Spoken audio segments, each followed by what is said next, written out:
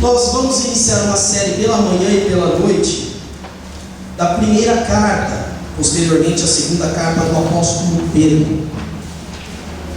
Obrigado. E este, caso haja alguma dúvida, este é Pedro de fato, o homem chamado por Jesus Cristo, também conhecido como Simão Pedro. Seu nome em hebraico é Simão. E Jesus Cristo, conhecendo a sua índole e seu caráter, o chamou de Pedro, que significa pedra, significa rocha, porque sabia da firmeza que este homem se tornaria. Há 3 semanas atrás, os irmãos, 3 semanas? Não, faz mais tempo, um mês atrás. Um mês atrás, os irmãos receberam ali da parte do irmão Anselmo a apresentação deste futuro apóstolo. Na época não era, deste chamado por Jesus Cristo a ser discípulo de Cristo. Até então, o período do seu chamado, até a morte e ressurreição de Jesus Cristo. O apostolado se daria ali então a partir do capítulo em Atos. Apesar de Jesus Cristo algumas vezes dizer que eles eram os seus apóstolos. E aqui já em 1 Pedro, nós conhecemos o apóstolo Pedro maduro. Entendam o seguinte, meus irmãos: todas as cartas e livros que o irmão lê na palavra de Deus, quando fala a respeito de um personagem, esse personagem nunca é completo e nunca tem ali toda a sua maturidade, inclusive na escrita das suas cartas.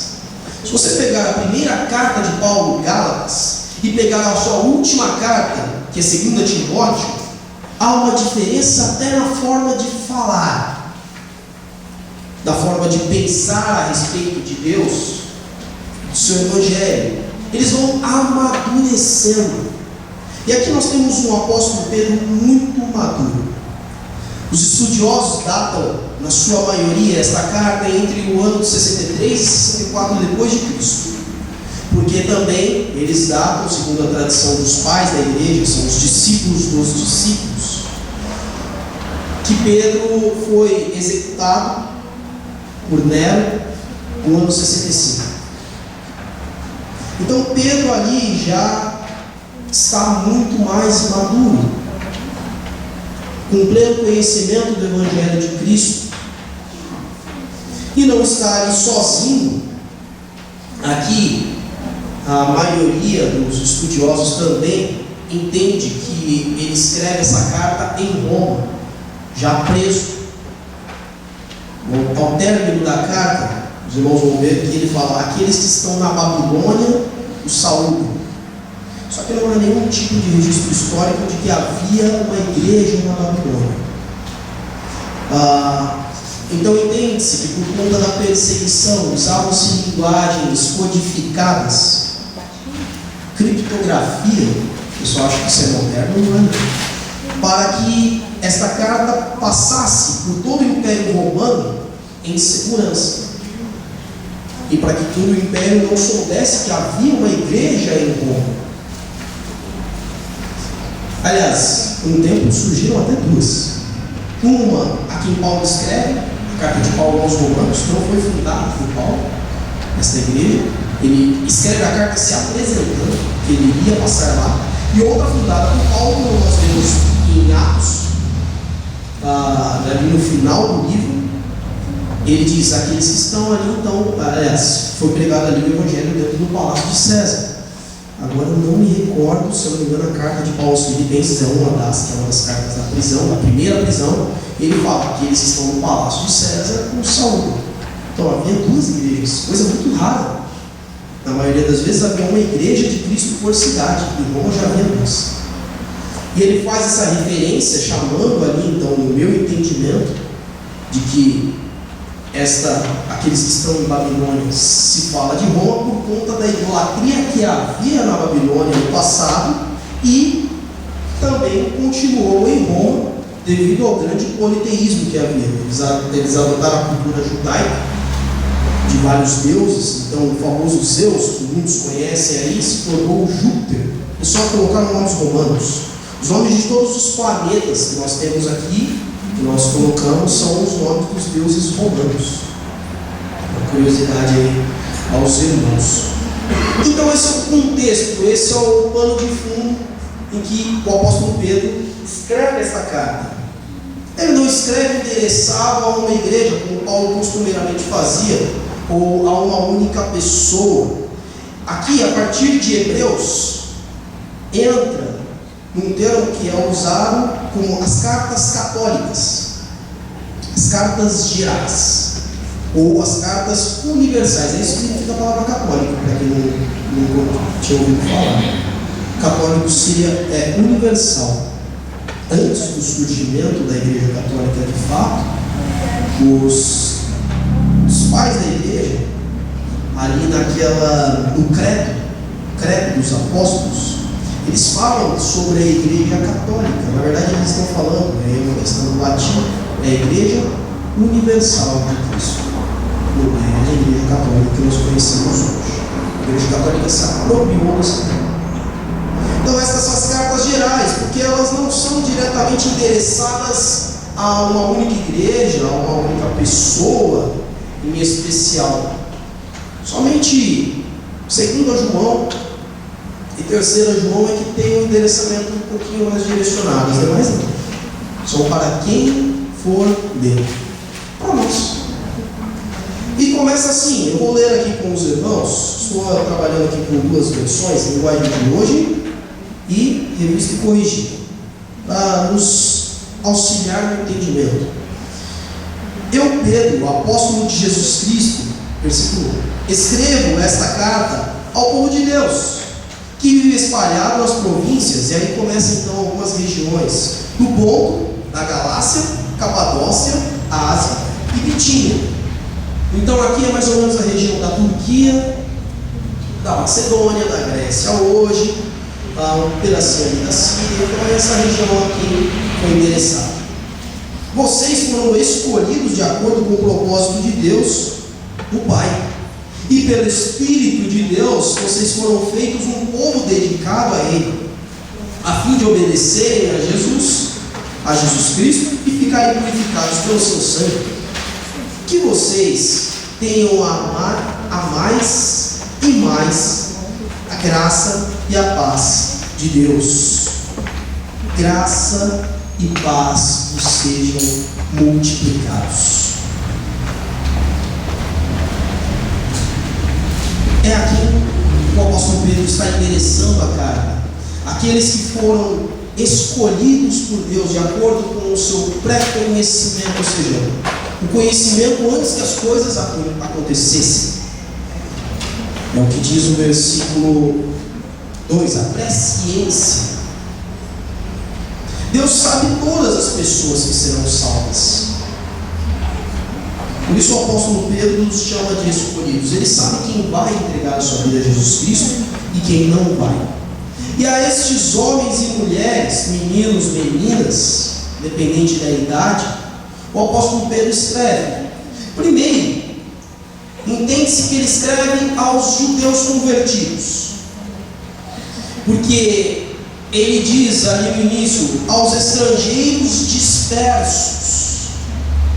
O estrangeiro disperso é o seu compatriota judeu que estava ali participando da diáspora, a dispersão judaica que iniciou lá no cativeiro.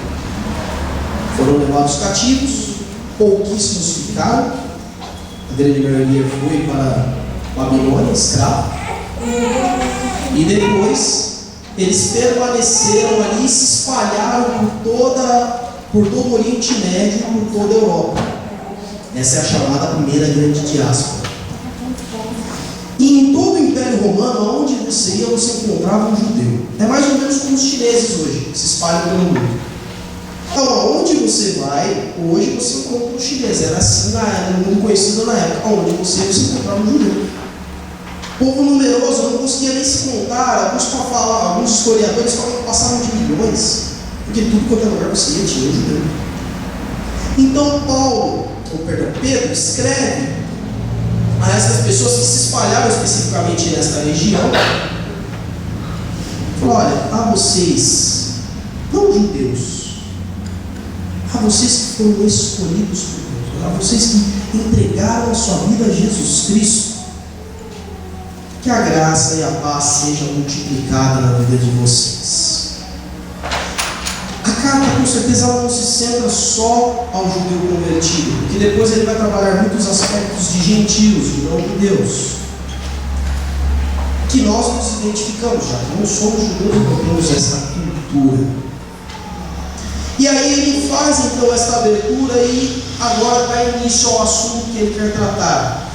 Esta carta, ela não é uma carta fácil de ser lida, não pela dificuldade no que está escrito. Se você ler na linguagem de hoje, facilita bastante o entendimento, mas pela contradição com o nosso tempo.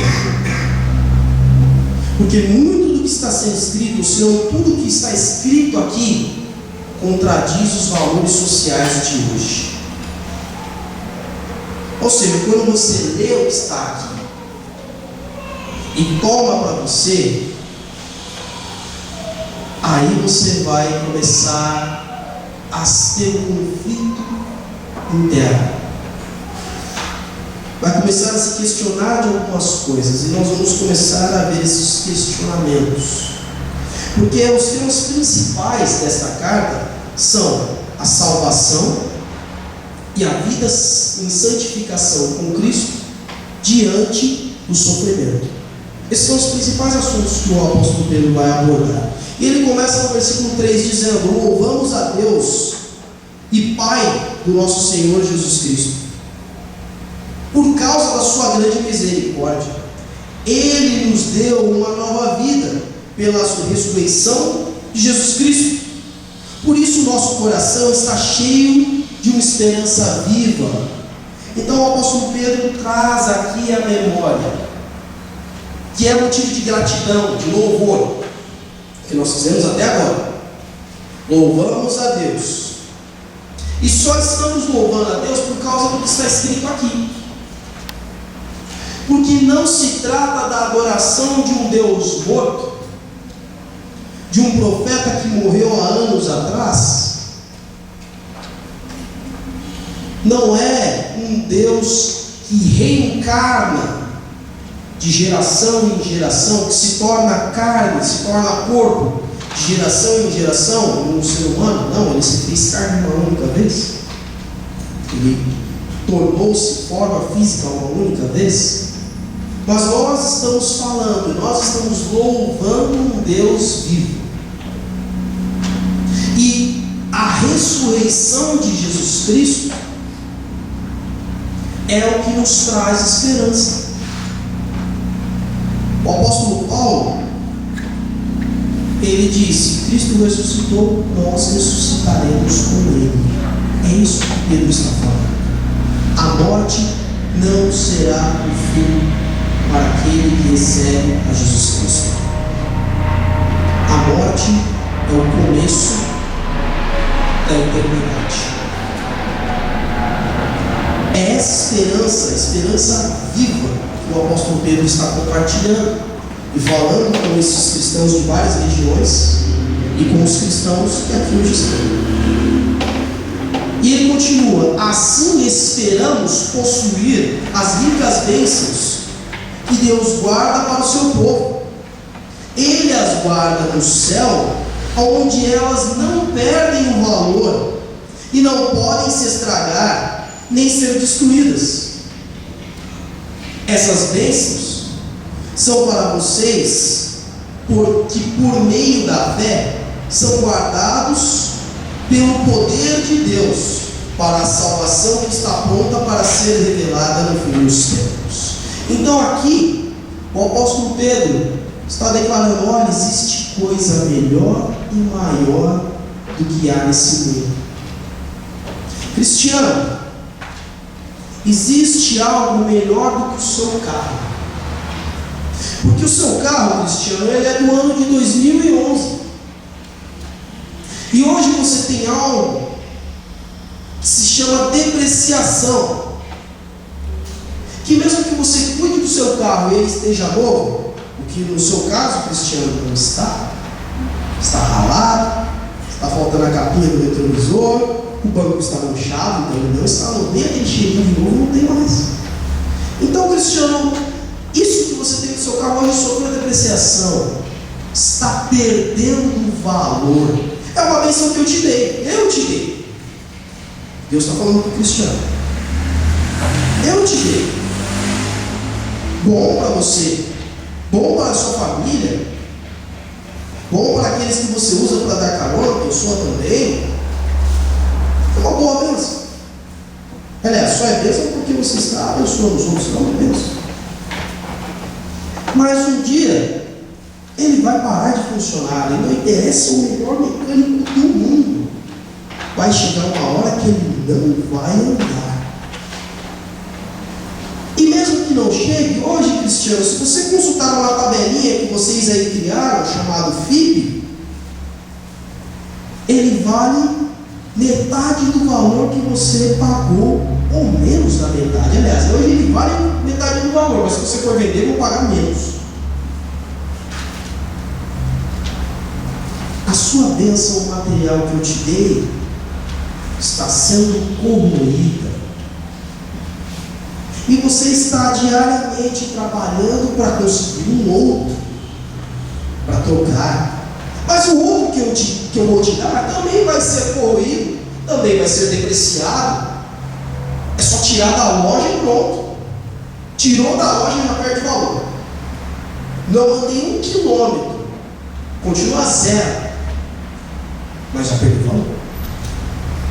Perde ali 2, 3 mil reais. No mínimo. O que eu estou te dizendo aqui, meu filho Cristiano Almeida Bernardo, pastor da Igreja Batista de Vila Matilde, é que existe algo que não perde valor, que você vai receber eternamente, que está guardado para você e vem por meio da fé, está ali no versículo 5, e está guardado pelo meu poder. Que é Deus falando. E só te será revelado, você só vai saber o que de fato é no fim dos tempos, quando você se reunir comigo, quando você fechar os olhos. A Bíblia, Deus faz algumas coisas muito interessantes, porque Ele nunca fala com essa recompensa que nós temos no céu. Não fala.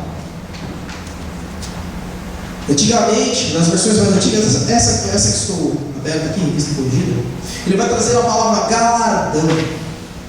Palavra difícil, bonita, eu ficava pensando que era uma bola de ouro, um ponto de interrogação gigante no meio dela. O escrito é galardão, não é bom. Isso é uma coisa assim, eu ficava olhando assim. Galardão. Galardão significa recompensa. Galardão é uma palavra antiga que o seu sinônimo, o seu significado é recompensa. Eu não sei o que é. Mas se o próprio Deus está falando que é melhor do que qualquer coisa que eu tenho aqui na terra, é melhor do que o seu filho, a sua filha, que é bênção, que é herança do Senhor.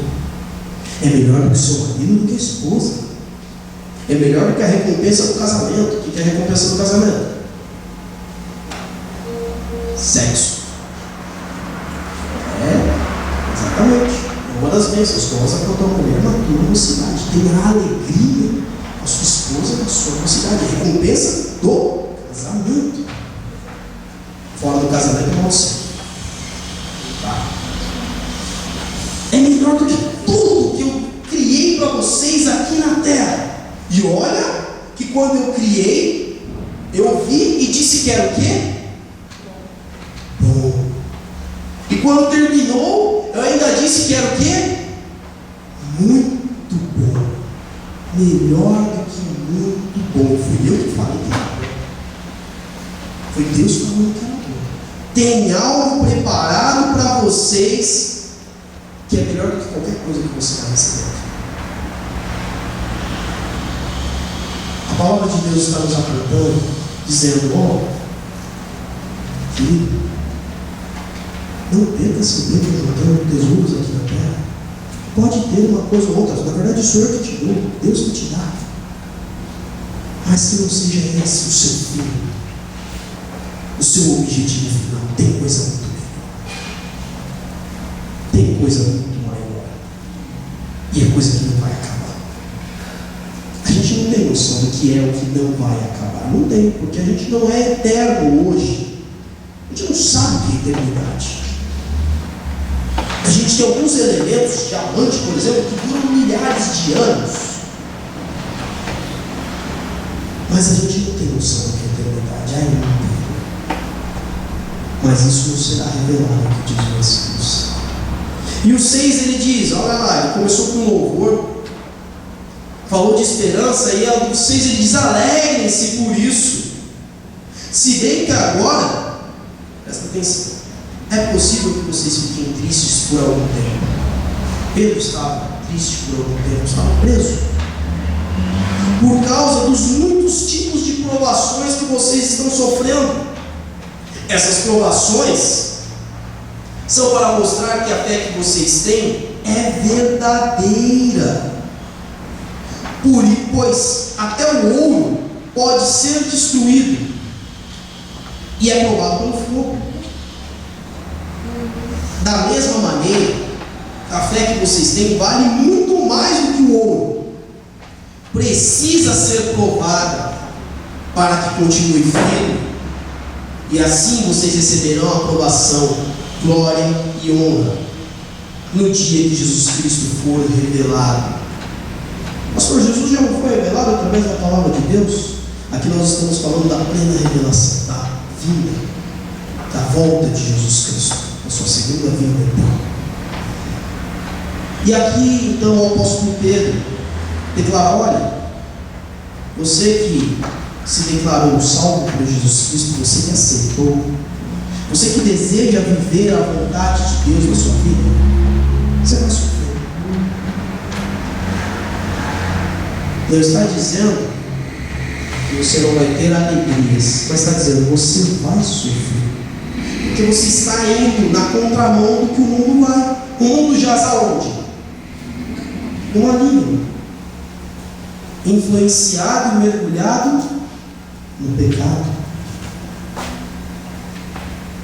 Então o mundo está indo para uma direção.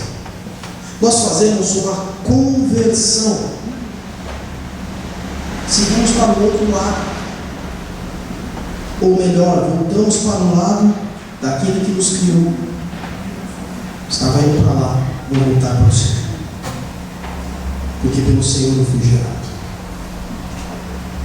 Isso é a conversão, e por conta disso há sofrimento. Era por isso que o apóstolo estava preso. Não é porque ele tinha roubado alguém, caluniado, mentido. É por isso que os filhos de Deus eram perseguidos, porque estavam anunciando a mensagem e vivendo o verdadeiro evangelho. Por conta disso, isso nos gera sofrimento, porque o mundo vai dizer: ame os que te amam.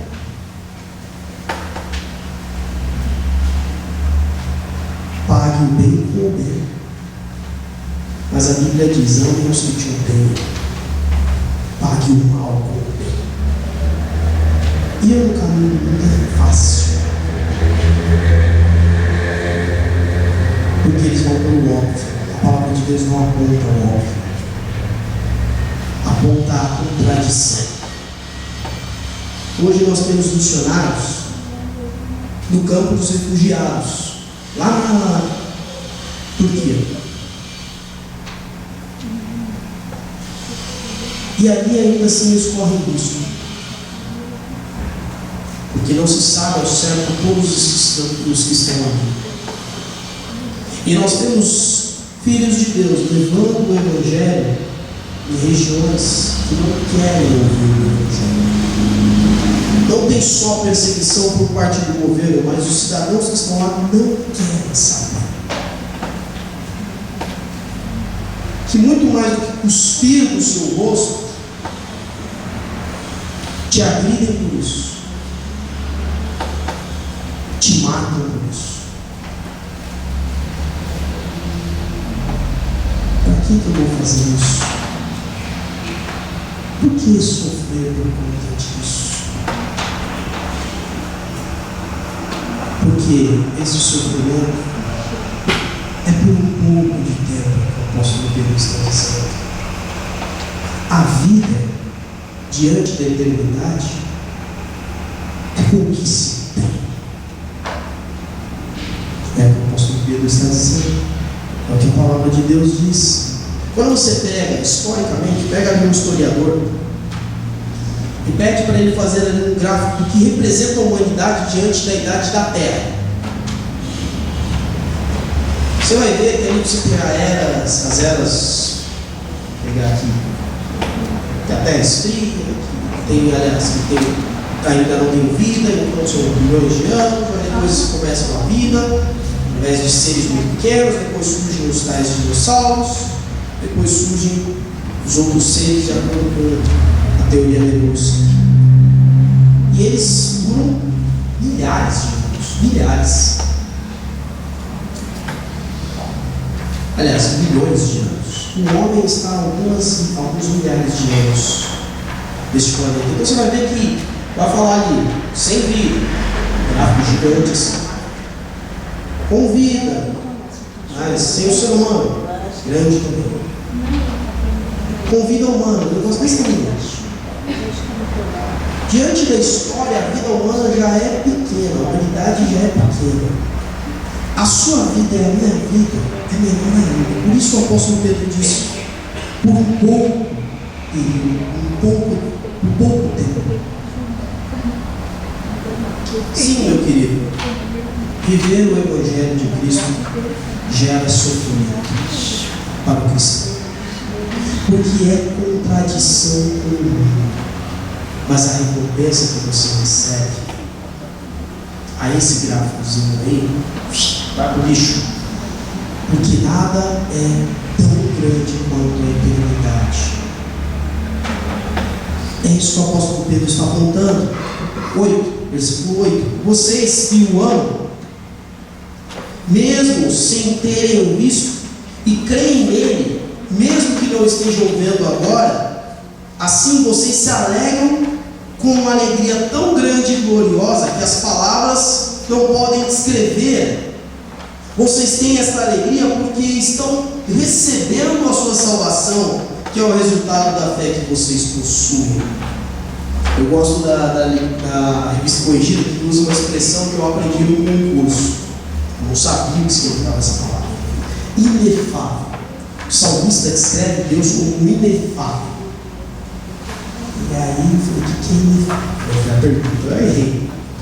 E aí eu aprendi o significado. A gente aprende errando também. É o infalável, o impronunciável.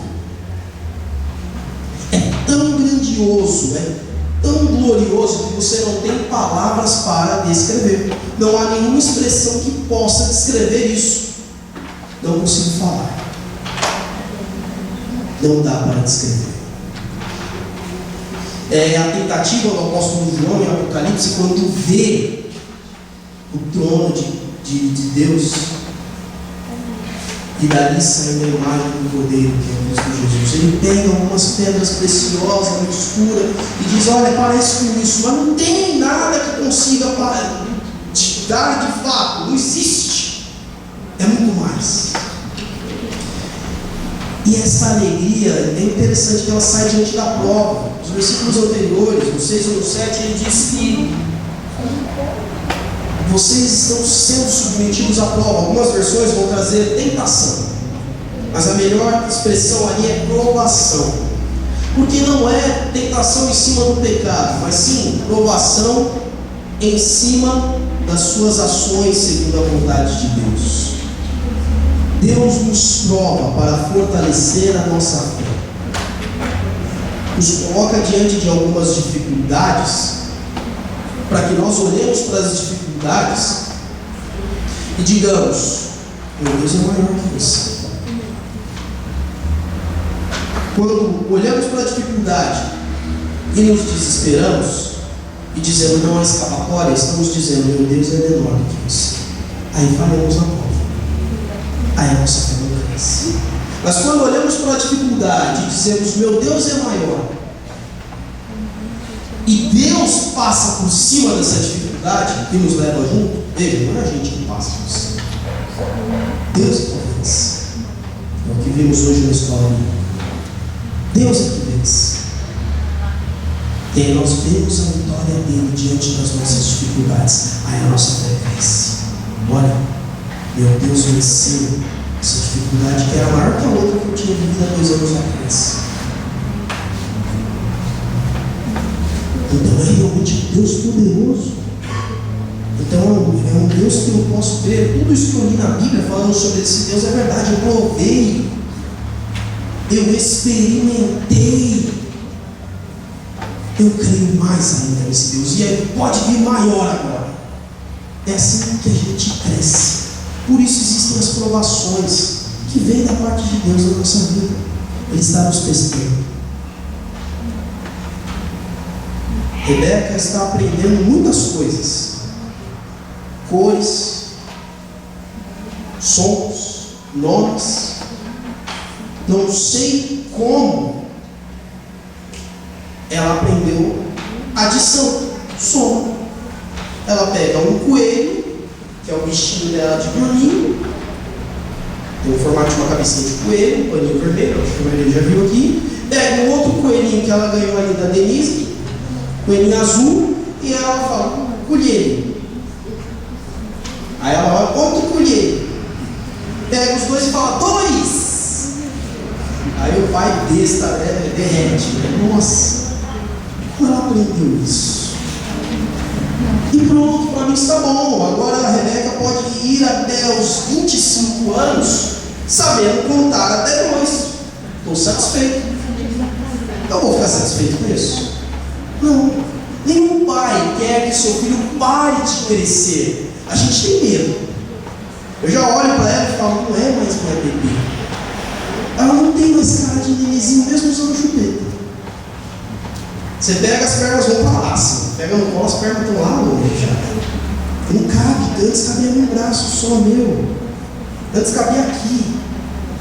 E aí depois 2 braços. Agora não dá, às vezes tem que pegar aqui assim. Está crescendo.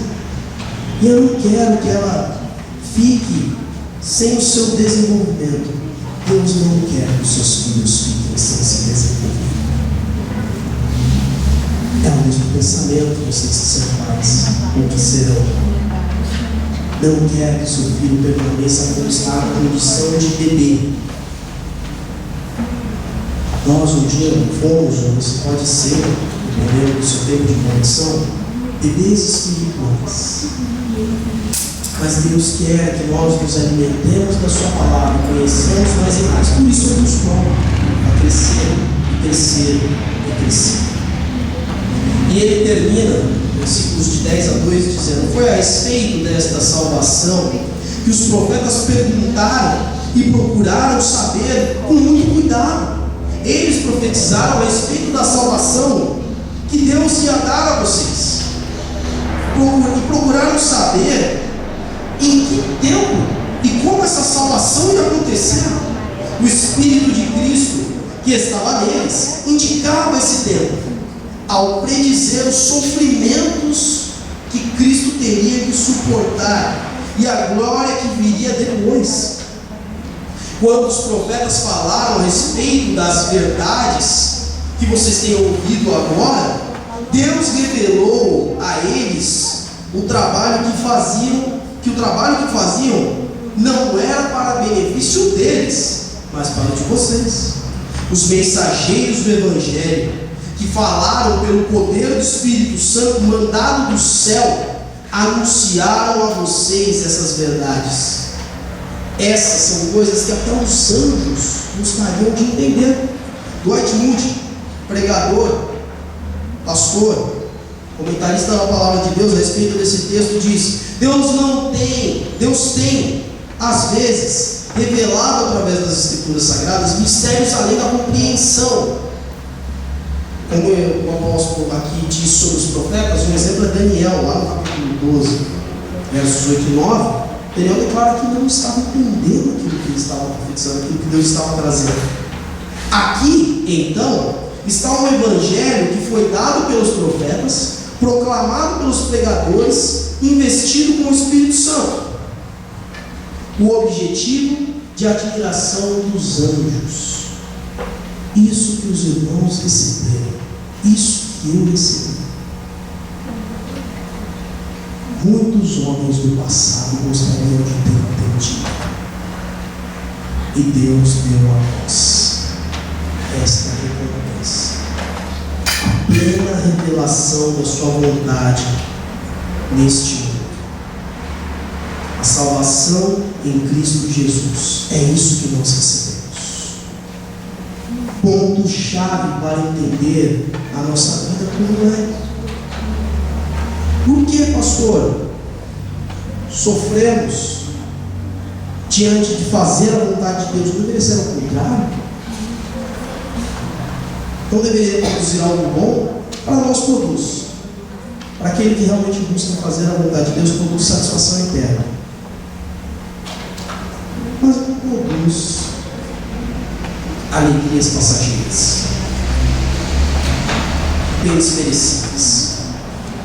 Tudo isso vai perdendo o valor à medida que nós crescemos na fé. Essa que o apóstolo Pedro introduz essa carta a nós. E é nela que nós vamos meditar nas próximas semanas, entendendo a preciosa salvação de Jesus Cristo e como ela influencia nas nossas vidas. Amém?